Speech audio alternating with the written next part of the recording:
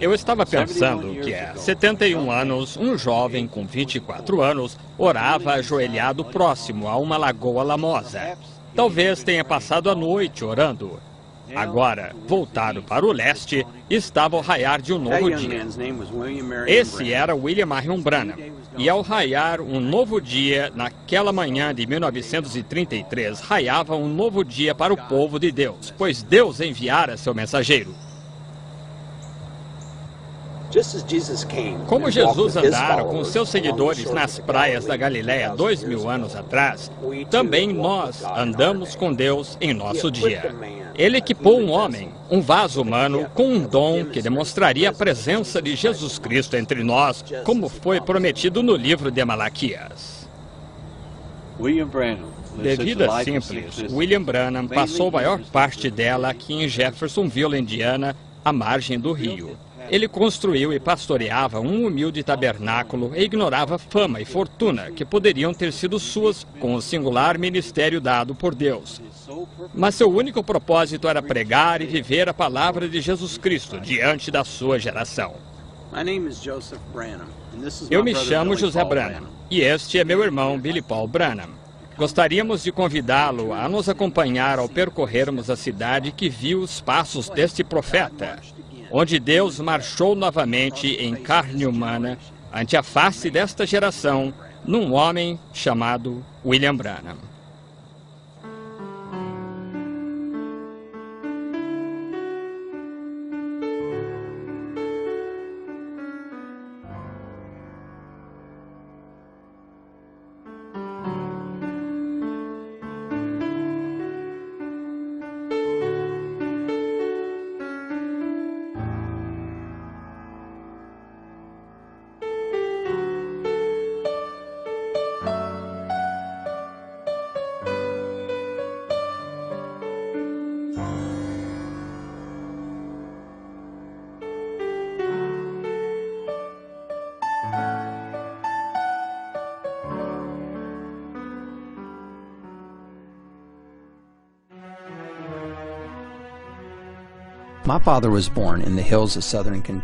Meu pai nasceu nas colinas do sul do estado de Kentucky, a 19 quilômetros do estado do Tennessee.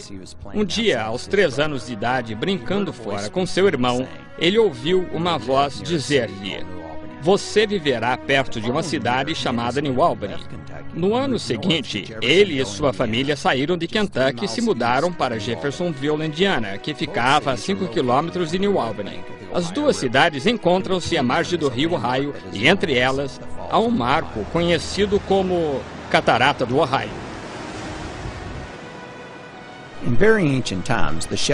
Outrora, a rasa correnteza da catarata era passagem para rebanhos que migravam até os saleiros em Kentucky. Mas nos primórdios de nossa nação, a catarata apresentava uma barreira à navegação aos exploradores e colonizadores que quisessem seguir a oeste pelo rio Ohio. Eventualmente se tornou parada natural aos viajantes. Atualmente, Jeffersonville, localizada numa península que se projeta logo acima da catarata, novamente se tornou parada para viajantes de todo o mundo. Eles vêm fazer o que nós faremos hoje, visitando locais em e vizinhos a esta comunidade que viu os passos do profeta de Deus.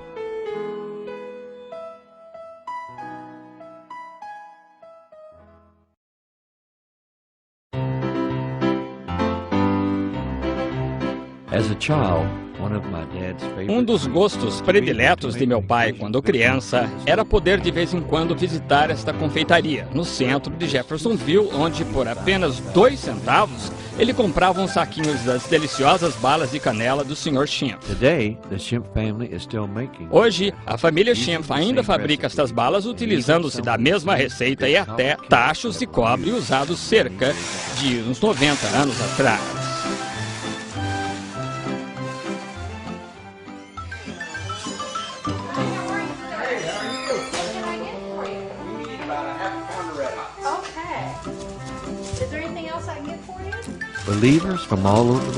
Crentes de todo o mundo visitam esta pequena confeitaria, da qual papai falava com carinho. Como nós, não conseguem evitar de levar o pacote destas balas que agora se tornaram mundialmente famosas.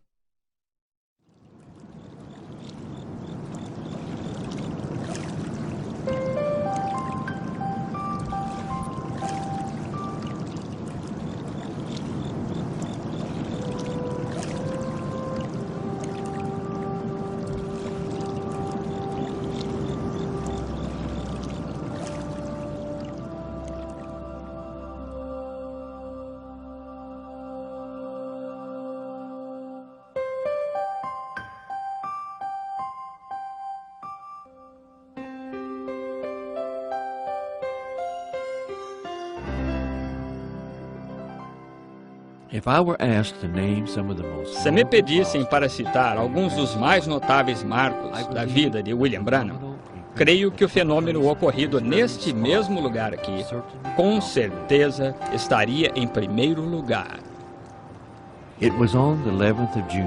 Era 11 de junho de 1933 e papai realizava batismos aqui no rio Ohio, ao final da rua Spring. Ele havia pregado um reavivamento de 2 semanas e os que estavam sendo batizados eram os convertidos desse encontro. Inclusive, o avô de papai de 73 anos, Francis Marion Harvey. Minha mãe, a irmã Hope, tirava fotos com sua nova câmera Kodak Brownie.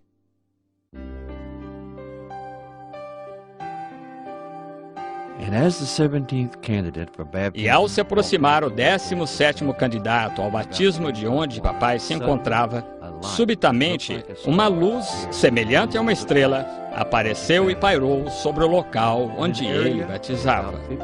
Uma área de 1,5 m² de repente começou a se agitar, e uma voz falou dizendo: como João Batista foi enviado para precursar a primeira vinda de Cristo, você precursará sua segunda vinda.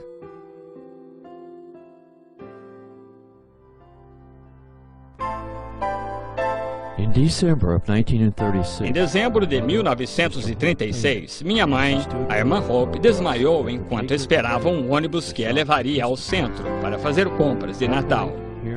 Aquela noite, aqui nesta casa, enquanto papai orava, ele viu um lençol negro que descia em sua frente. Então ele viu uma enchente ascender nas ruas de Jeffersonville e um anjo medir 6,70 m de altura de água na esquina da rua Spring com a Avenida Court. 6 semanas depois, o que veio a ser conhecida como a superenchente de 1937 cobriu o vale inteiro do Ohio. A água ficou acima do limite de enchente por 23 dias. E justo como mostrado na visão, a água na esquina da rua Spring com a Avenida Court mediu 6,70 m de altura.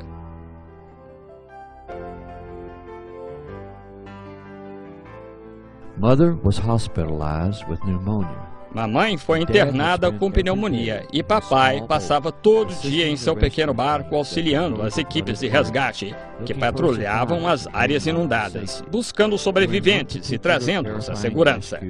Durante um horrível resgate em particular, o motor de seu barco falhou e rapidamente ele foi levado à correnteza perigosa que o levavam em direção à cascata do Ohio. Clamando a Deus por misericórdia, ele pensou na chance que teve de evangelizar, rejeitada por ele. Então, clamou: Senhor, se me perdoares, farei qualquer coisa que desejas de mim. Quando novamente tentou ligar o motor, desta vez pegou imediatamente e conseguiu alcançar a margem com segurança.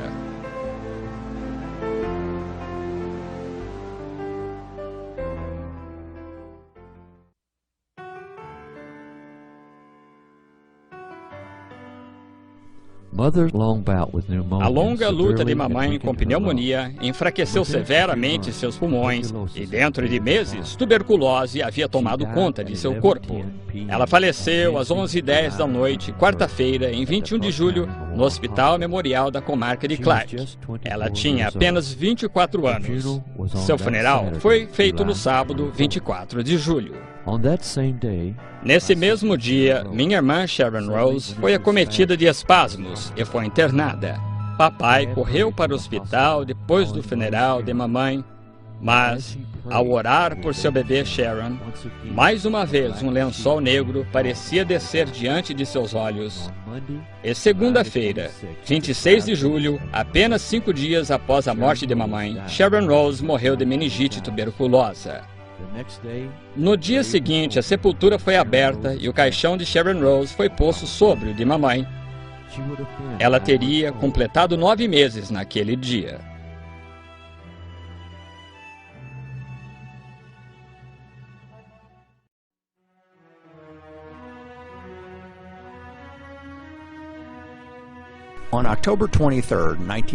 Em 23 de outubro de 1941, William Branham e Meda Marie Broy se casaram.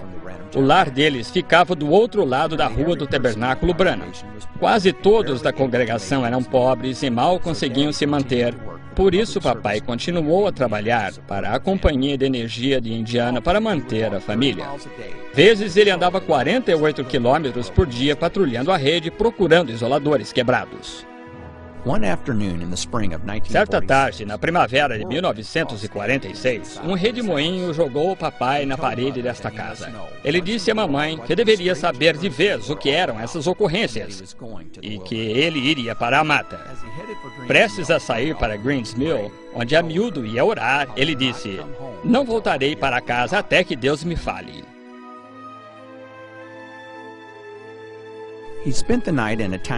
Ele pernoitou numa cabana que ficava na mesma área da bem escondida gruta que havia achado quando menino, caçando com armadilhas e pescando para ajudar a sustentar a família. Por volta das 11 da noite, um anjo apareceu. Vi uma luz chegando. Eu tinha então lido a Bíblia. Pensei que fosse alguém vindo reluzindo a lanterna por um buraco na madeira, ou algo assim.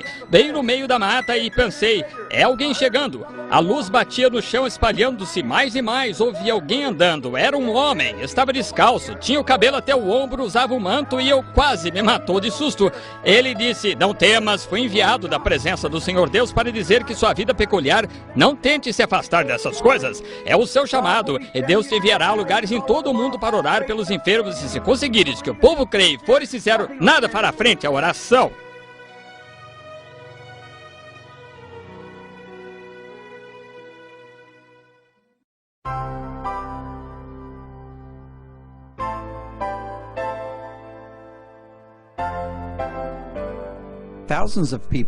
Milhares de pessoas vinham até esta casa na Alameda Ewing buscando oração e a chance de atrair o dom de Deus em seu servo.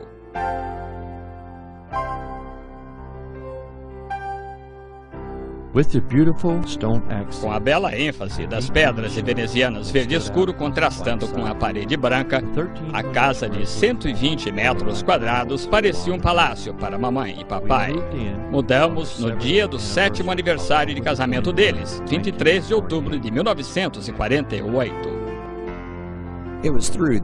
Foi por esta entrada de pedra que a mãe Gambá entrou em 1955.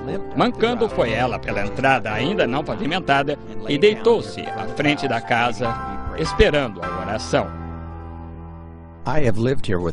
Moro aqui com minha família desde que mamãe se foi em 1981.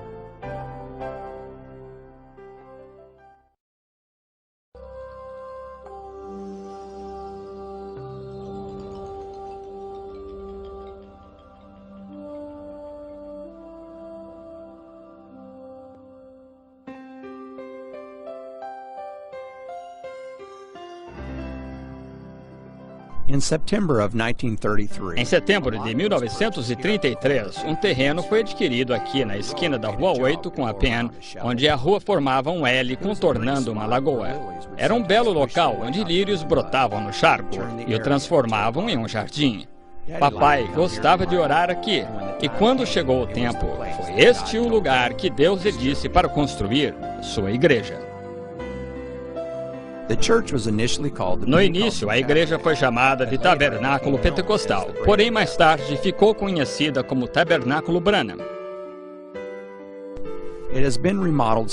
Ele foi reformado várias vezes e a maior ampliação terminou em 1963, acrescentando 150 lugares ao santuário.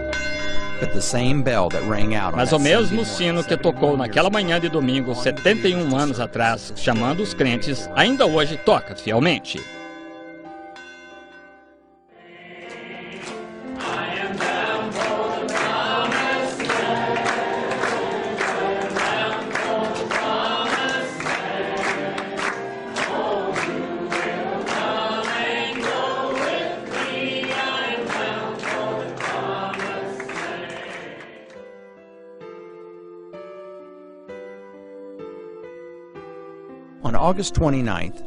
Em 29 de agosto de 1965, papai pregou pela última vez no tabernáculo. Sua mensagem foi intitulada O Éden de Satanás.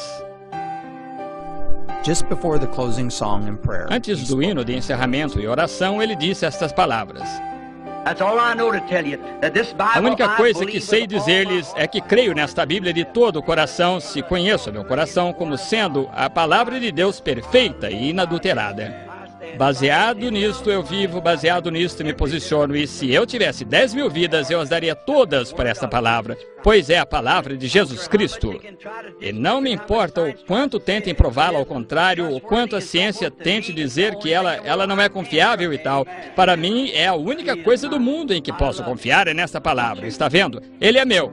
Eu o amo, você não?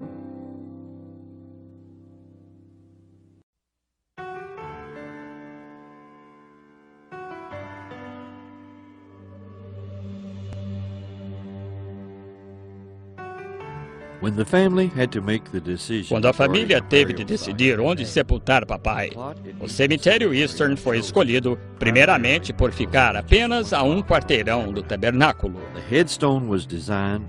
A lápide foi projetada por mamãe e o irmão Borders. Foi esculpida com versículos da Escritura e assuntos ligados aos ensinos de William Branham e a colocação de seu ministério.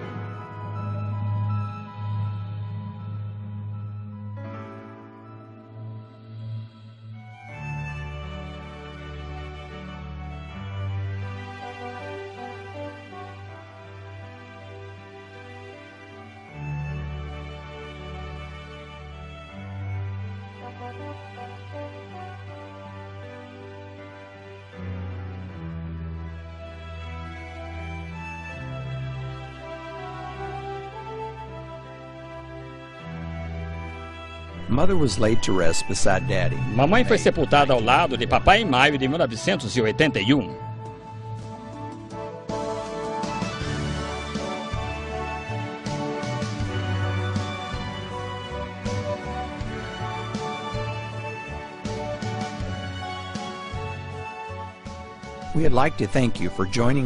Gostaríamos de agradecer por participar conosco nesta breve visita a alguns lugares com os quais centenas e milhares de crentes de todo o mundo se familiarizaram ao ouvirem a voz do profeta de Deus, William Branham.